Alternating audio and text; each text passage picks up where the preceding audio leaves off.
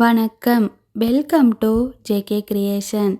Last வீடியோவில் fishbone leaf filling ஸ்டிச்சில் 4வது method எப்படி ஸ்டிச் பண்ணுறதுன்னு பார்த்தோம்.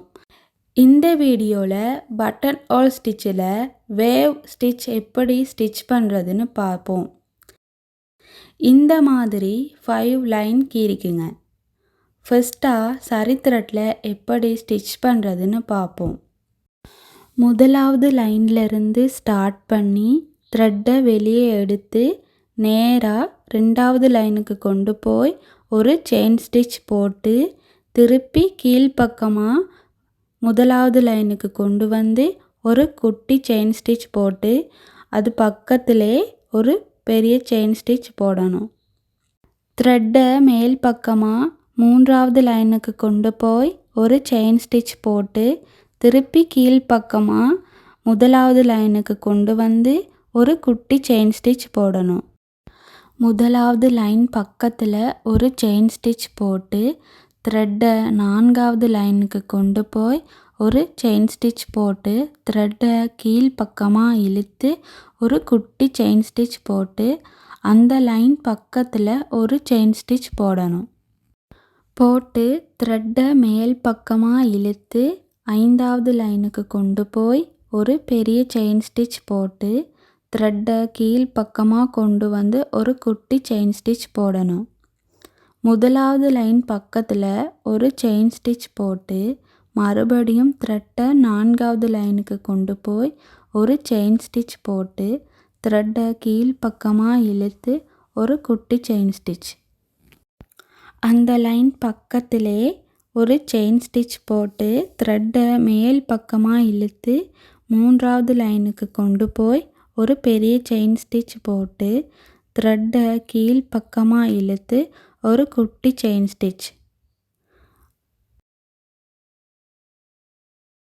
அந்த லைன் பக்கத்திலே மறுபடியும் ஒரு செயின் ஸ்டிச் போட்டு த்ரெட்டை மேல் பக்கமாக இழுத்து 2வது லைனுக்கு கொண்டு போய் ஒரு பெரிய செயின் ஸ்டிச் போட்டு த்ரெட்டை கீழ்ப்பக்கமாக இழுத்து ஒரு குட்டி செயின் ஸ்டிச். இதே முறையில் எண்ட் வரைக்கும் ஸ்டிச் பண்ணிப்போம்.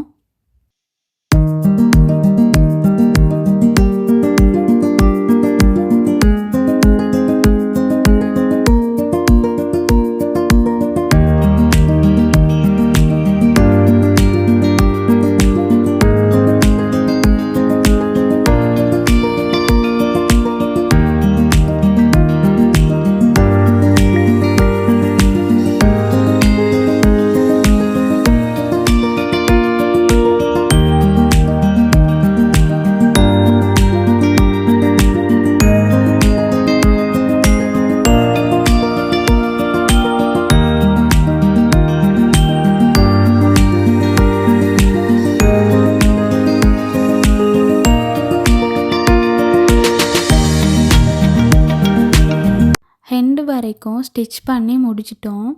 அடுத்து சில்க் த்ரெட்டில் எப்படி ஸ்டிச் பண்ணலான்னு பார்ப்போம். இந்த மாதிரி 5 லைன் வரைஞ்சிக்குங்க. சில்க் த்ரெட்டில் எப்படி ஸ்டிச் பண்ணலான்னு பார்ப்போம்.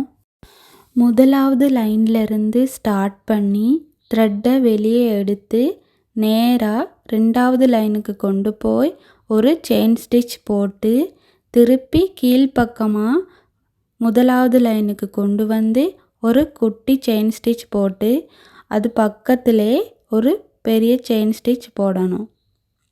த்ரெட்டை மேல் பக்கமாக 3வது லைனுக்கு கொண்டு போய் ஒரு செயின் ஸ்டிச் போட்டு திருப்பி கீழ்ப்பக்கமாக முதலாவது லைனுக்கு கொண்டு வந்து ஒரு குட்டி செயின் ஸ்டிச் போடணும். முதலாவது லைன் பக்கத்தில் ஒரு செயின் ஸ்டிச் போட்டு த்ரெட்டை 4வது லைனுக்கு கொண்டு போய் ஒரு செயின் ஸ்டிச் போட்டு த்ரெட்டை கீழ்ப்பக்கமாக இழுத்து ஒரு குட்டி செயின் ஸ்டிச் போட்டு அந்த லைன் பக்கத்தில் ஒரு செயின் ஸ்டிச் போடணும். போட்டு த்ரெட்டை மேல் பக்கமாக இழுத்து 5வது லைனுக்கு கொண்டு போய் ஒரு பெரிய செயின் ஸ்டிச் போட்டு த்ரெட்டை கீழ்ப்பக்கமாக கொண்டு வந்து ஒரு குட்டி செயின் ஸ்டிச் போடணும். முதலாவது லைன் பக்கத்தில் ஒரு செயின் ஸ்டிச் போட்டு மறுபடியும் த்ரெட்டை 4வது லைனுக்கு கொண்டு போய் ஒரு செயின் ஸ்டிச் போட்டு த்ரெட்டை கீழ்ப்பக்கமாக இழுத்து ஒரு குட்டி செயின் ஸ்டிச்.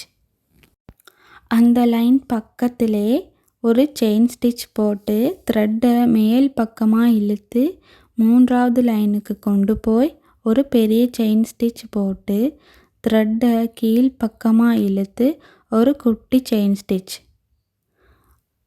அந்த லைன் பக்கத்திலே மறுபடியும் ஒரு செயின் ஸ்டிச் போட்டு த்ரெட்டை மேல் பக்கமாக இழுத்து 2வது லைனுக்கு கொண்டு போய் ஒரு பெரிய செயின் ஸ்டிச் போட்டு த்ரெட்டை கீழ்ப்பக்கமாக இழுத்து ஒரு குட்டி செயின் ஸ்டிச். எந்த அளவு இடைவெளி வச்சு ஸ்டிச் பண்ணுறோமோ அதே அளவு தான் எண்டு வரைக்கும் ஸ்டிச் பண்ணணும். அப்போ தான் அழகாக இருக்கும். இனி எண்டு வரைக்கும் ஸ்டிச் பண்ணி முடிச்சிடலாம்.